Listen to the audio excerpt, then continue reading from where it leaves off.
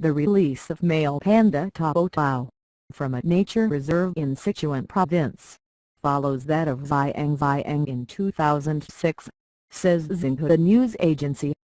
Do you think we will see the total extinction of endangered species in our time?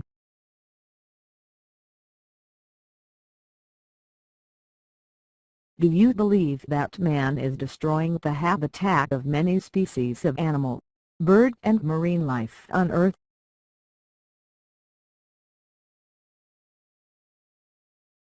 The Environment Committee of the State Council in China recently revealed that because of reckless hunting, the number of wild animals is becoming smaller in China, and many rare animals are facing extinction. After examining a number of restaurants, markets, ports, and private businesses in the province of Guangdong, a group of inspectors recently found that rare animals continue to be killed and sold there. According to the magazine China Today, the Provincial Forestry Bureau reported that 1,286 rare animals, including the giant lizard, pangolin, giant salamander, monkey and civet, had been killed, sold or smuggled in 11 of the province's cities. China Environmental News notes that some people, including some officials, do not fully understand the importance of protecting wild animals. In their view, everybody can hunt wild animals because they don't belong to anyone. Pandas and their bamboo. The giant panda, symbol of China and of wildlife conservation, is not as endangered as thought, says the Daily Telegraph of London. A 4-year study by the Worldwide Fund for Nature and the Chinese government has found that instead of the previously estimated 1,000 to 1,100 pandas in the wild, there are more than 1,590. The more accurate count was obtained with the use of improved technology, including the satellite positioning system, to map out the areas to be searched. Although the results are good news for conservationists, the World Conservation Monitoring Centre, in Cambridge, England, warns that bamboo, the giant panda's main food source, is seriously threatened by deforestation. What makes bamboos particularly vulnerable to rapid deforestation is that individuals of each species flower once simultaneously every 20 to 100 years and then die, reports The Guardian of London. Clearly, humans are destroying wildlife by destroying their food sources and habitat. What does God intend to do about those who ruin His creation? Do you think that God is concerned about His creation? The Bible book of Exodus can give us some indication that God does care about animals in His creation. In chapter 23 verses 4 and 5 we read, "Should you come upon your enemy's bull or his ass going astray, you are to return it without fail to him. Should you see the ass of someone who hates you lying down under its load, then you must refrain from leaving him. With him you are without fail to get it loose." Also, the Bible tells us that before the great flood, God asked Noah to build an ark to accommodate 2 of each kind of animal and bird. In Genesis chapter 1 verse 28 we also learn that God wants mankind to look after His creations. Further, God blessed them and God said to them, "Be fruitful and become many and fill the earth and subdue it, and have in subjection the fish of the sea and the flying creatures of the heavens and every living creature that is moving upon the earth." Do you believe that God's intention has changed?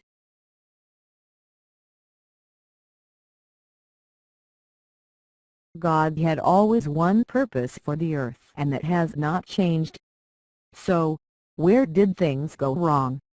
The Bible answers in Genesis chapter 3. Now the serpent proved to be the most cautious of all the wild beasts of the field that Jehovah God had made. So it began to say to the woman, "Is it really so that God said you must not eat from every tree of the garden?" At this the woman said to the serpent, "Of the fruit of the trees of the garden we may eat. but is for eating of the fruit of the tree that is in the middle of the garden. God has said, you must not eat from it. No, you must not touch it that you do not die." At this the serpent said to the woman, "You positively will not die. For God knows that in the very day of your eating from it your eyes are bound to be opened and you are bound to be like God, knowing good and bad." Consequently the woman saw that the tree was good for food and that it was something to be longed for to the eyes. Yes, the tree was desirable to look upon. So she began taking of its fruit and eating it. Afterward she gave some also to her husband when with her, and he began eating it. Then the eyes of both of them became opened and they began to realize that they were naked. Hence they sewed fig leaves together and made loin coverings for themselves. Later they heard the voice of Jehovah God walking in the garden about the breezy part of the day, and the man and his wife went into hiding from the face of Jehovah God in between the trees of the garden. And Jehovah God kept calling to the man and saying to him, "Where are you?" Finally he said, "Your voice I heard in the garden, but I was afraid because I was naked and so I hid myself." At that he said, "Who told you that you were naked? From the tree from which I commanded you not to eat have you eaten?" And the man went on to say, "The woman whom you gave to be with me, she gave me fruit from the tree and so I ate." With that Jehovah God said to the woman, "What is this you have done?" To this the woman replied, "The serpent that deceived me and so I ate." And Jehovah God proceeded to say to the serpent, "Because you have done this thing, you are the cursed one out of all the domestic animals and out of all the wild beasts of the field. Upon your belly you will go and dust is what you will eat all the days of your life. And I shall put enmity between you and the woman and between your seed and her seed. He will bruise you in the head and you will bruise him in the heel."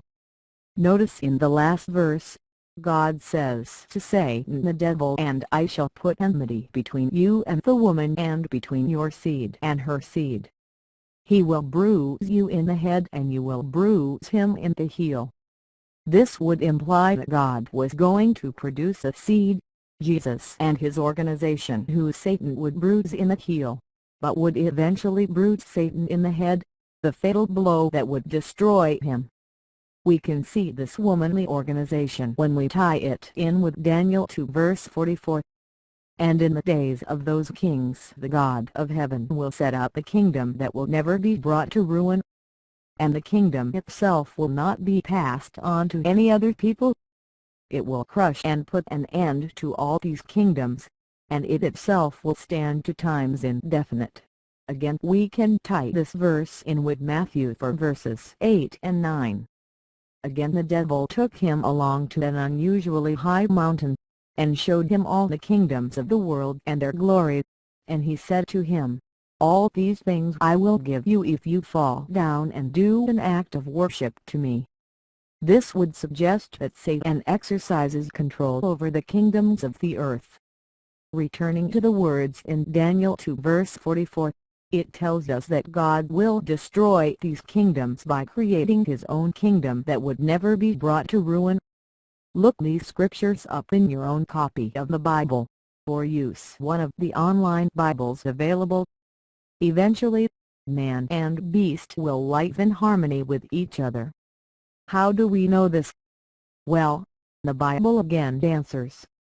Isaiah 11 verses 6 to 8 reads, "The wolf will actually reside for a while with the male lamb, and with the kid the leopard itself will lie down, and the calf and the maned young lion and a well-fed animal all together, and a mere little boy will be leader over them. And the cow and the bear themselves will feed, together their young ones will lie down. And even the lion will eat straw just like the bull. And the sucking child will certainly play upon the hole of the cobra, and upon the light aperture of a poisonous snake will the weaned child actually put his own hand." What a glorious prospect to contemplate! If you would like to find out more about what the Bible teaches, please navigate your browser to jw.org and you will find a link to a free home Bible study without obligation. Thank you for playing back this short video.